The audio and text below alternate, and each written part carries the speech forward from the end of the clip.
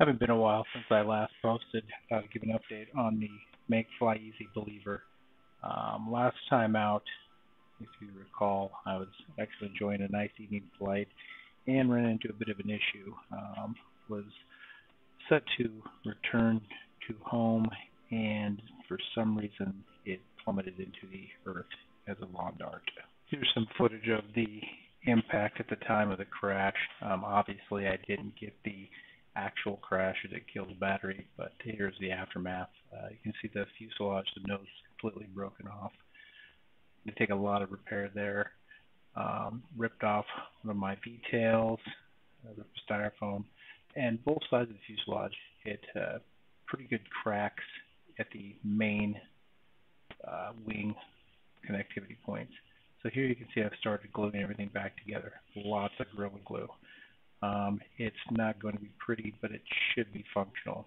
Also notice that both of my motor mounts were broken, so I went ahead, hopped into Fusion 360, took a few measurements, and designed what should be an easy replacement part for both motor mounts. I cut this out of 6mm Baltic birch after exporting it from Fusion 360. In order to get the motor mounts out and tear them from the existing styrofoam, what I needed to do was cut an access sleeve at the bottom of the motor mount area, and then once I did that, I was able to cut the files out that I created in Fusion 360 on my laser.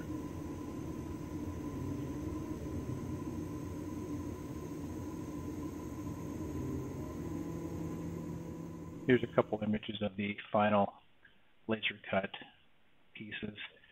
They look pretty similar to the original. The measurements seem to line up. I'm still waiting for a couple of T-nuts and some 3mm screws to test them out fully installed.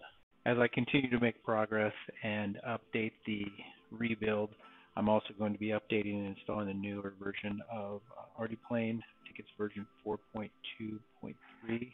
This was barely on version 4.01, I believe. So I'll have to go through and do some reconfiguration and testing.